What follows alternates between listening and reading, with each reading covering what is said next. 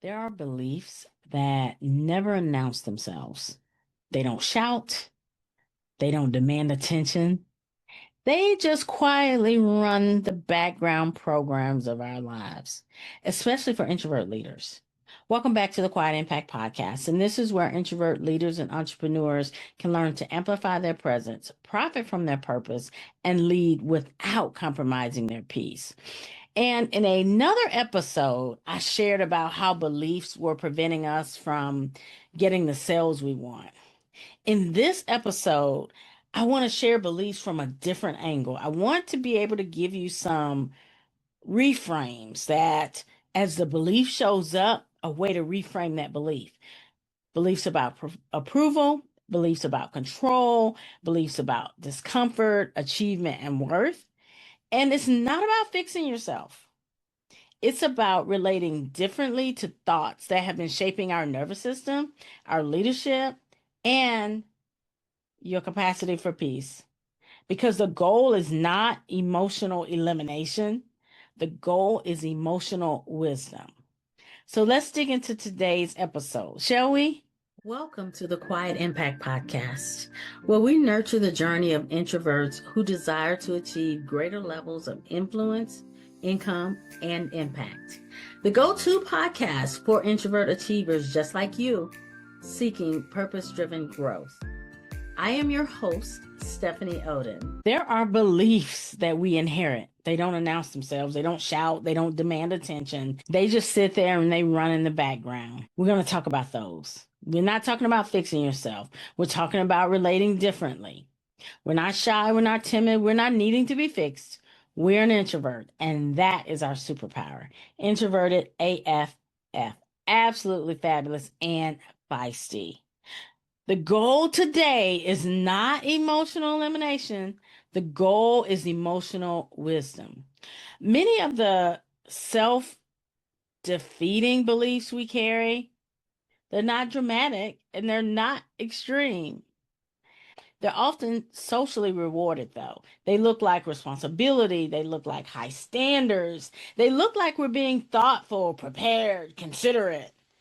But beneath them is often a quiet strain, this constant self monitoring, and a pressure to perform safely, and a belief that calm must be earned. In this episode, I want to walk you through a series of reframes that you can do.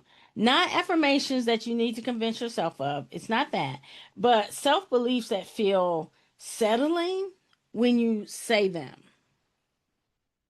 If you feel your shoulders drop or your breath slow as you listen, you will know that you're in the right place. The first reframe is approval and belonging. There's an old belief that may be running in your programming. I need love and approval from those significant to me, and I must avoid disapproval from any source. Here's a quiet refrain. I am worthy of connection without abandoning myself. Approval is welcome, but my alignment is non-negotiable. I can belong without performing. This belief separates belonging from self-erasure. We don't lack relational depth. We often overextend it. And what this reframe does is it restores internal authority while honoring our connection. You don't have to disappear to stay connected. Reframe number 2. This is around control and rigidity. Things must be the way I want them to be, otherwise, life will be intolerable. It's an old belief. The reframe is, and I like to call all these quiet reframes because they're quiet, but they're powerful. I can tolerate uncertainty without losing myself. Flexibility expands my capacity instead of threatening my peace. I respond thoughtfully rather than reactively. I don't know about you, but as I go through these again, I think, wow, that immediately can correspond to my business and what I'm doing as I grow my business.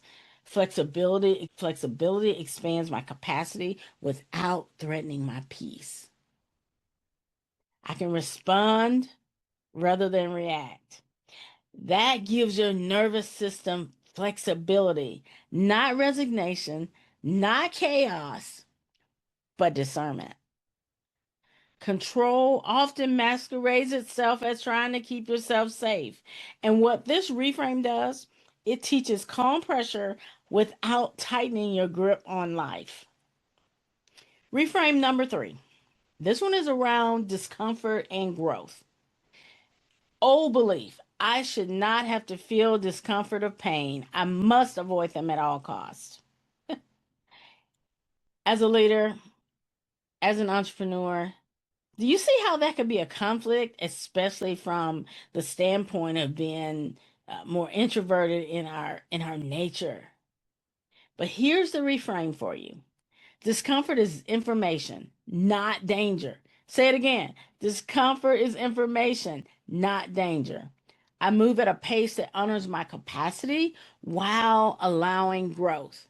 I can feel deeply and remain steady at the same time. I can have both. Avoiding discomfort doesn't protect your peace, it shrinks your world. And I am all about expanding your comfort zone. Now, don't get me wrong, as you expand your comfort zone, that doesn't mean that you won't have some discomfort. It means you more than likely will have some discomfort, but by avoiding all discomfort, you will shrink your world. And it doesn't protect your peace because as an achiever, something in you won't let you stay in that place. What this reframe does, it rebuilds an emotional tolerance without you being overwhelmed. You're not fragile. You are sensitive. However, your sensitivity is trained to hold more, not less. Reframe number 4, around your worth and your achievement. To be worthwhile as a person, I must achieve, succeed, and make no mistakes.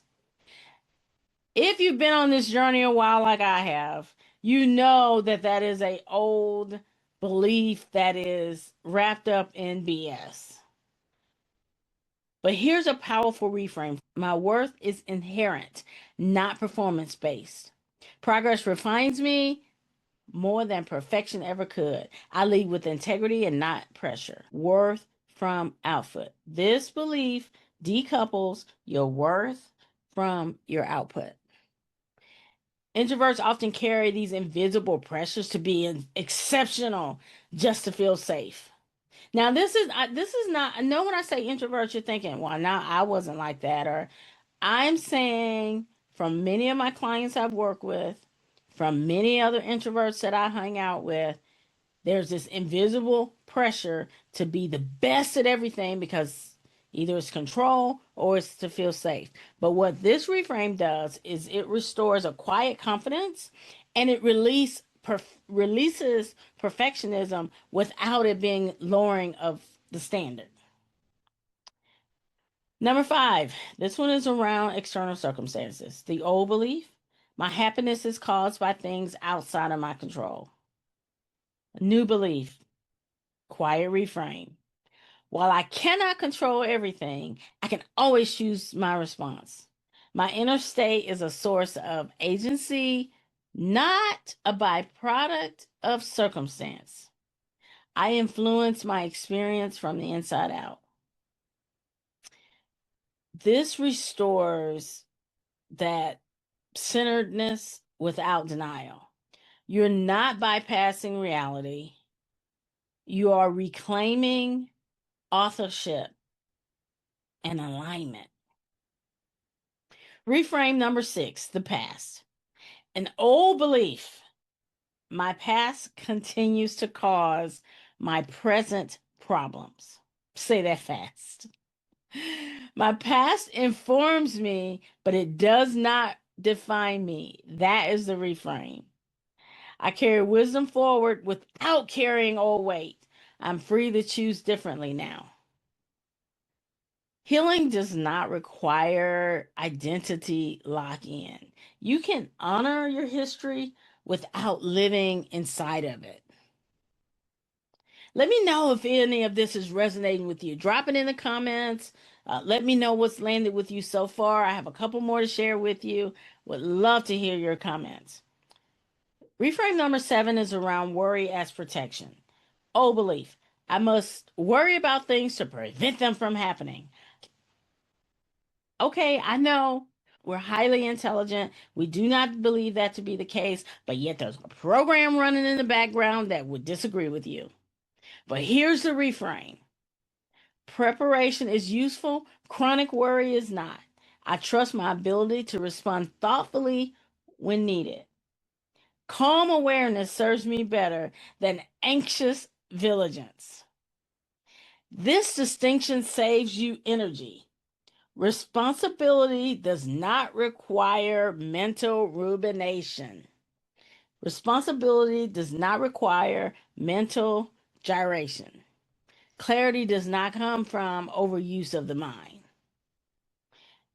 And here's reframe number 8 around perfect solutions. Every problem must have an ideal solution. Here's a quiet reframe for you. Progress matters more than perfection. Some solutions emerge through movement, not overthinking. I allow clarity to unfold in stages. You don't need a whole map to take the next step.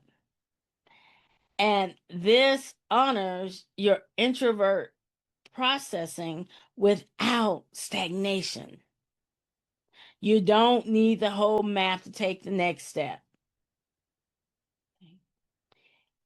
Here's a principle I want you to take with you, the quiet reframe principle.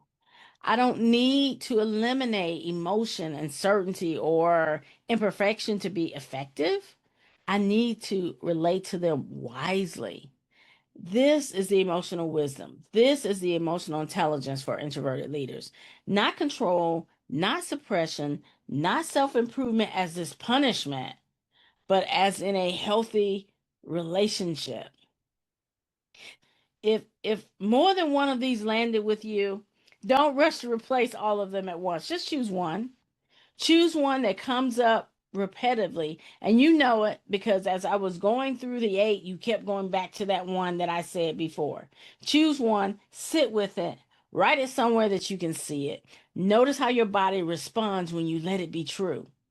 Leadership doesn't get louder as it matures. It gets calmer, it gets clearer, it gets more internally led, it gets more intentional. That's the quiet impact.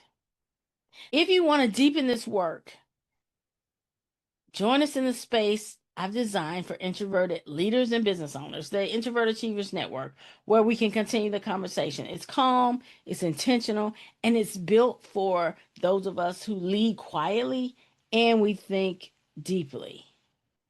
I look forward to being with you in the next episode. Take care.